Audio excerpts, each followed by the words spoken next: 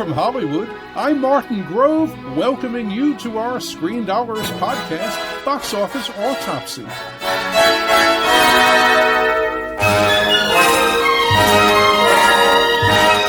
Right now, we'll look at the movie marketplace and analyze how things are going and where they're going, sharing some opinions from my perspective after decades of talking about Hollywood on CNN Entertainment Tonight and as a Hollywood Reporter columnist.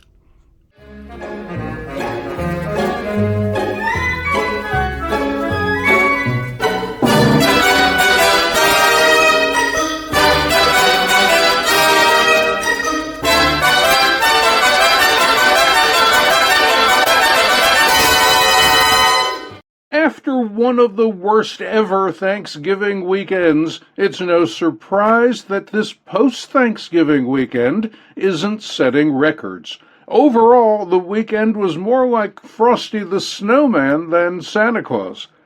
To no one's surprise, Black Panther 2: Wakanda Forever topped the box office chart for the fourth consecutive weekend. Its only new wide competition was Violent Night, where Santa takes on a team of mercenaries holding a family hostage in their own home.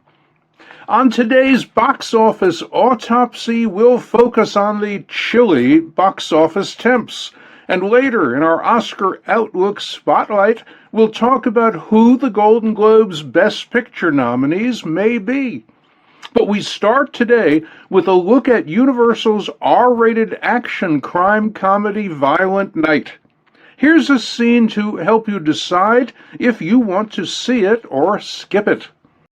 Is this our Santa Claus? Yeah, it is. To whom am I speaking? Well, for tonight, I'm Mr. Scrooge now. What is it that you want exactly, Santa? I want you to put down your weapons. I want you to let this family go. And then I want to find my reindeer and I want to continue delivering my presents. All right, who the hell are you really, huh? Some security guard who's watched too many action flicks? Some loser ex-cop stuck in a mall playing dress-up with fat kids pissing on your lap? Stop me when I get it right. It's a little more complicated than that. Not to me, it's not. Because I want to make it my personal mission, my holiday to-do list, to find you and to end you. That is a terrible thing to want for Christmas. Maybe you and I should discuss that in person. Santa Claus is coming to town.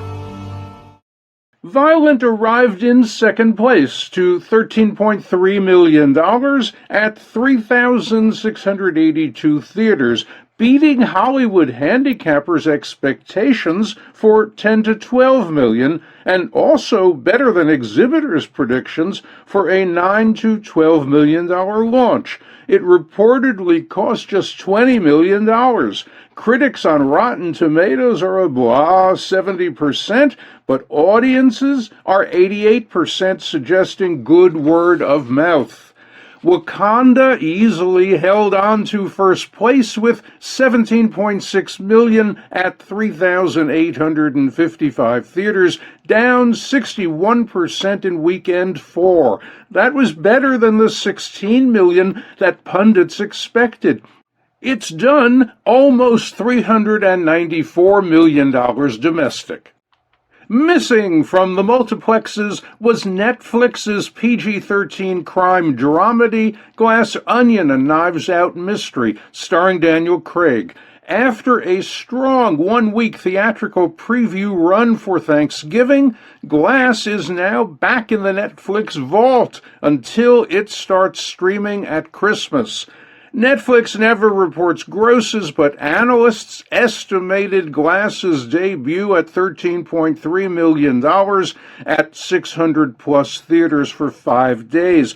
With a traditional wide release, Netflix would likely have seen a $60 to $70 million opening, who knows, maybe even more for this Thanksgiving, which would have probably brought in $30 to $40 million, at least, for weekend 2. Critics love Glass with 93% on Rotten Tomatoes, while audiences are also 93%. Clearly, Netflix gave up well over $100 million by giving this likely blockbuster a ridiculously limited theatrical run. Disney Animation's disaster Strange World fell 60% in weekend 2, placing third with a grim $4.9 million at 4,174 theaters. It reportedly cost $180 million to produce, and it's done $25.5 million domestic. Paramount and Skydance Media's Top Gun Maverick, the year's biggest movie, made a surprise landing at 1,864 theaters, adding another $700,000 to its domestic cume, which is now $717.8 million. With so little to choose from at the multiplexes, and even less opening wide next weekend, just a reissue of Sony's faith-based drama Father Stu Reborn, you just might want to take this second look at Violent Night. I don't want to get involved. I just have a job to do. Okay, that's it. I'm just gonna take my bag. I'm just gonna scooch up that chimney. Enough talk. Let's go. You don't want to do this. What? This? Now move. Are you deaf? Fucking move.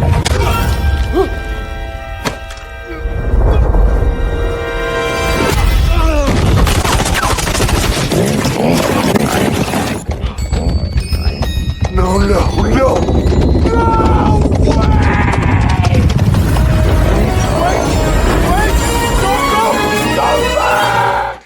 Looking ahead, December is all about Avatar 2 and a handful of Christmas weekend releases. Hollywood handicappers are debating whether A2 opens to 150 to 175 million at about 4,500 theaters, or overperforms with 175 to 200 million. Given how seriously dry the studio's distribution pipeline has been since mid-July, whatever A2 opens to will have exhibitors applauding in the aisles, on cinema rooftops, and in multiplex parking lots. The extended Christmas weekend begins Wednesday, December 21st, with Universal and DreamWorks' PG animated comedy adventure Puss in Boots: The Last Wish. This is the only wide holiday opening that's targeted to families, and it should do very well. Its top first-choice tracking demo is women under 25, who are 4 points over norm. Analysts' early morning line is 30 to 35 million at about 4,000 theaters. With no direct new family competition, Last Wish could overperform, and it could be that those guesstimates will kick up a notch. Here's director Joel Crawford with some insights into making the film. Something that right from the very beginning excited me about this project was the opportunity to tell a story that's both absurd and deep at the same time. Puss in Boots is on the last of his 9 lives. And I mean, when you think of like a cat has 9 lives, I don't even know where that started, this idea of it, but it's ridiculous. And it fits perfectly into the Shrek fairy tale world. At the same time, when Puss discovers he just has 1 life left and feels the weight of that, there's something very relatable for all of us as human beings who've only been gifted with 1 life ourselves. And that's what excited me about the promise of this project, was it can be ridiculous and funny and fantastical and then really grounded, and have what I hope is a powerful message, which is a kind of celebration of our life, a joy of what we've been given. Santa will bring Christmas moviegoers 2 more wide releases Friday, December 23rd. Babylon's star power will likely get adult moviegoers' attention. The Paramount dramedy is directed by Damien Chazelle, director of La La Land, and its stars include Brad Pitt and Margot Robbie. This quick catch-up on the making of Babylon will help you decide if it goes on your must-see list. If you could go anywhere in the whole world, where would you go? I always want to be part of something bigger. Yes. Babylon is about a group of people who find themselves in early Hollywood at a time of extreme depravity and debauchery and excess. It's the biggest thing I've ever tried to do. Action. It was such an insane time. It was just wild, like the Wild West. The story follows multiple characters that have an ambition to be a part of something bigger than themselves. We've got to innovate. We've got to inspire.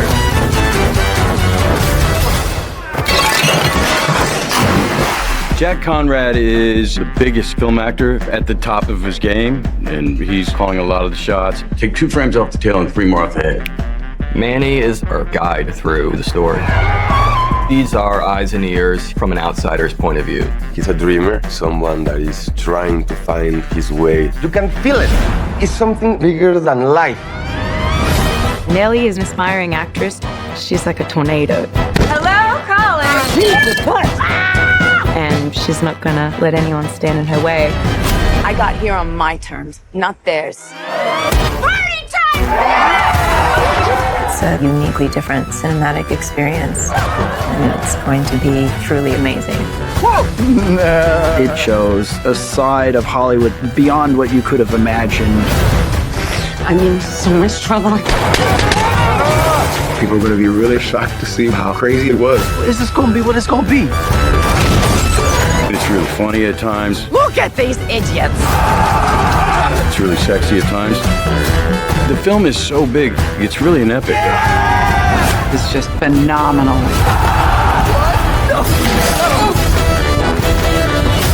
Ain't life grand?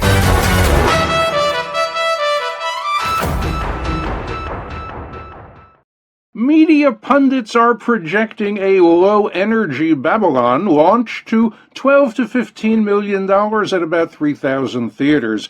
Men over 25 are Babylon's top first-choice tracking demo, but they're 1 point under norm. Also hitting theaters December 23rd is Sony and TriStar's musical biodrama I Wanna Dance with Somebody, starring Naomi Ackie as Whitney Houston and Stanley Tucci as legendary record producer and executive Clive Davis. Tracking shows its principal appeal is to women under and over 25. Both demos are 3 points over norm 3 weeks out. Christmas, of course, flies by too quickly, and before we know it, the new year is underway. Horror genre fans will have 2023's first weekend to themselves at the box office with 2 new thrillers opening. Universal and Blumhouse's PG-13 sci-fi horror thriller Megan is perfect for young women, the core audience for most horror films. It's about this toy company robotics engineer who creates a lifelike female doll who then starts getting a life of her own. There's also Sony and Screen Gem's horror thriller True Haunting, about the first exorcism ever televised, which aired on NBC in 1971 and was not successful. Martin Luther King Day is January's centerpiece on the 16th of the month, making it a 4-day holiday weekend starting January 13th. 3 titles will compete for moviegoers' time and money. Warner Brothers and New Line's R-rated comedy House Party will be the movie destination for the 18 to 34 crowd. Directed by first-time feature director Calmatic Will, it stars Tosin Cole and Jacob Latimore. It's a remake of the 1990 House Party that cost about $2.5 million to produce and did $26.4 million domestic. Sony, Playtone, and STX's adult-targeted PG-13 dramedy A Man Called Otto is directed by Mark Foster, the director of World War Z, and stars Tom Hanks as grumpy old Otto, at least until a new friendship turns his world around.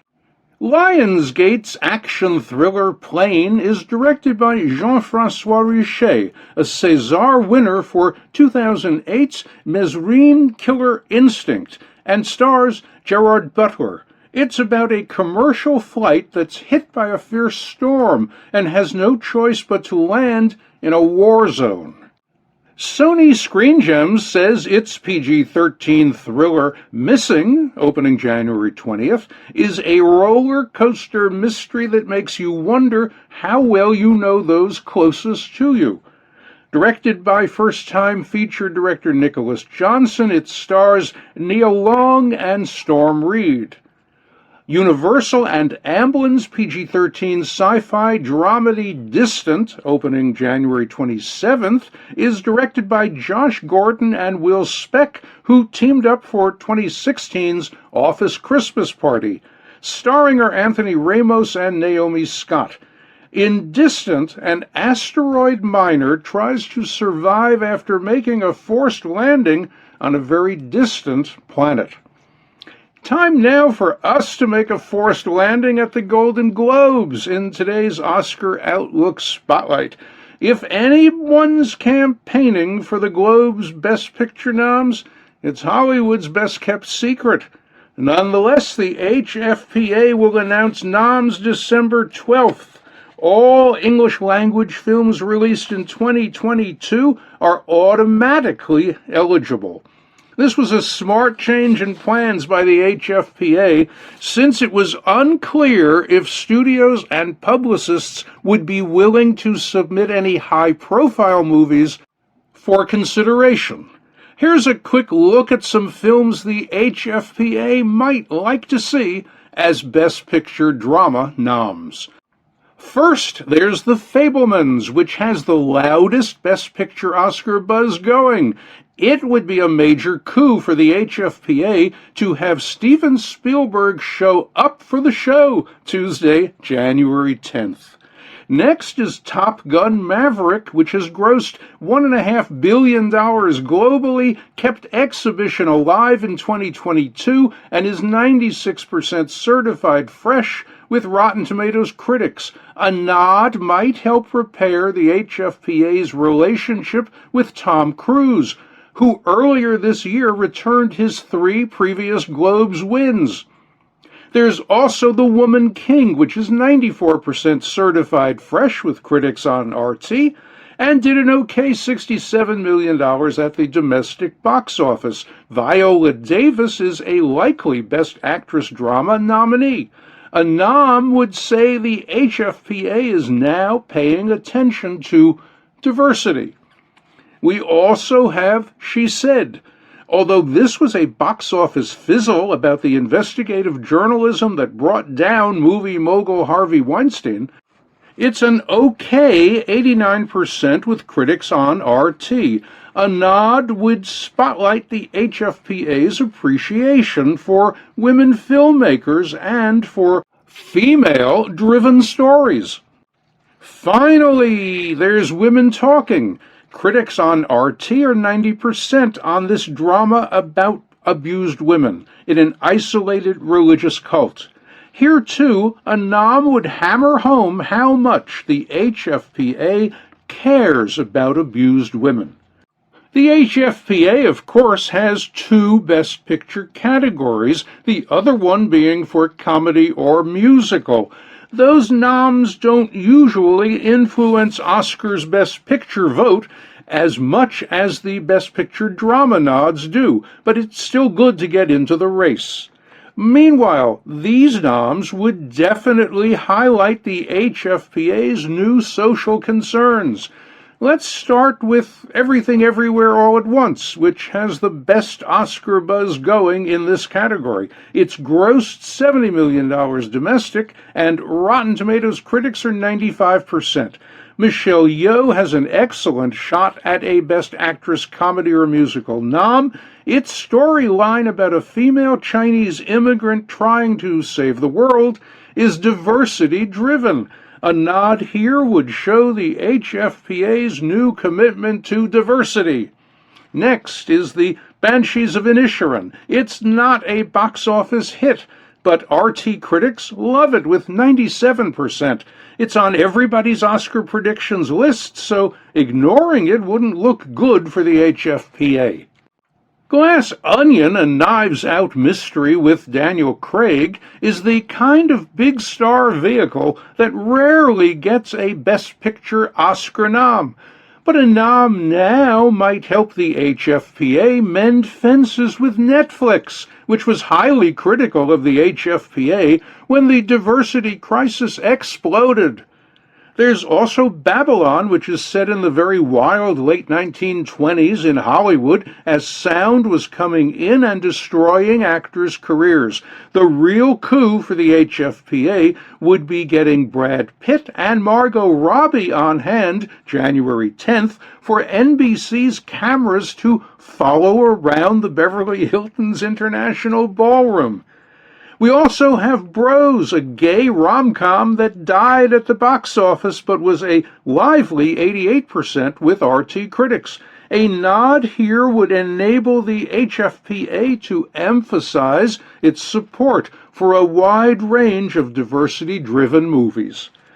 And that's it for today's Box Office Autopsy. We'll be back next week to check out the pre-Avatar 2 box office and to focus on the latest awards action in our Oscar Outlook feature. So please join us again then, and thanks very much for listening.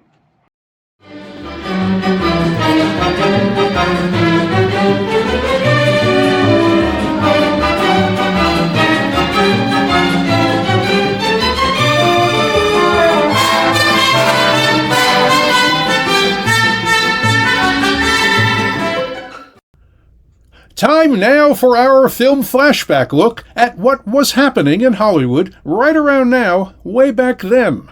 Let's set today's time travel dial for December 5th, 1984. The Origins of Beverly Hills Cop, which opened December 5th, 1984, were in a 1975 LA freeway stop for speeding. The driver, Michael Eisner, soon became president of Paramount Pictures. But when a Beverly Hills police officer stopped him for speeding, he was driving a beat-up station wagon he'd brought from New York. The cop's condescending attitude quickly taught Eisner that in L.A. you are what you drive. A day later, he had a new Mercedes and was thinking there might be a good movie about a cop like that. 2 years later, Paramount production executive Don Simpson had an idea about a cop from gritty East L.A. being transferred to swanky Beverly Hills. This led to a screenplay titled Beverly Drive by Danilo Bach, about a Pittsburgh cop called Ellie Axel. By now it was 1981, but it wasn't yet a buddy cop action comedy, and nobody was talking about casting Eddie Murphy. Rewrites followed, and the hot idea cooled off. Then in 1983, Paramount had blockbuster success with Flashdance, produced by Don Simpson and Jerry Bruckheimer, who then decided to do their cop project. Daniel Petrie Jr. did a new rewrite, adding comedy and a lead character who was a Detroit cop named Axel Ellie. Paramount gave it a green light. Mickey Rourke was to play Axel, whose last name became Foley. But everything went too slowly, and Rourke left to do The Pope of Greenwich Village. Simpson and Bruckheimer also needed a director. Martin Scorsese, who directed 1980's Raging Bull, passed because it reminded him of Coogan's Bluff, a 1968 action crime comedy where an Arizona cop goes to New York to bring back a fugitive. The producers went to Martin Brest, who'd been fired from his second movie, the 1983 action drama War Games. Simpson and Bruckheimer felt he was perfect for Cop and kept after him. Brest kept saying no and even took his phone off the hook. Then Brest flipped a coin, which told him to do it. He later had that lucky quarter framed and hung in his office. Sylvester Stallone was considered for Axel and did some rewriting that turned it into a straight action film about a character called Axel Cobretti. Paramount decided Stallone's script was too expensive to produce.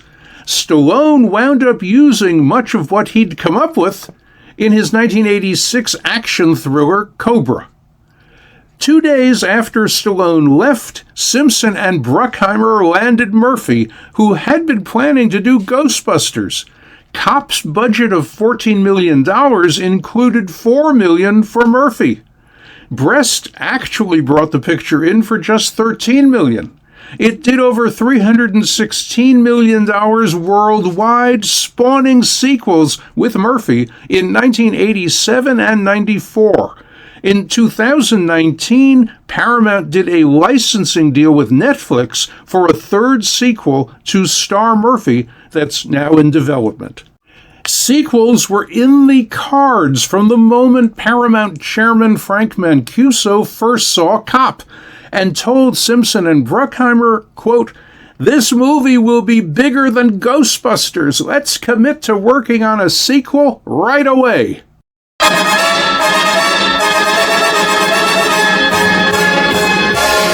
And that's it for today's podcast. Thanks for listening. We'll be back with another box office autopsy next week. In Hollywood for Screendollars, I'm Martin Grove.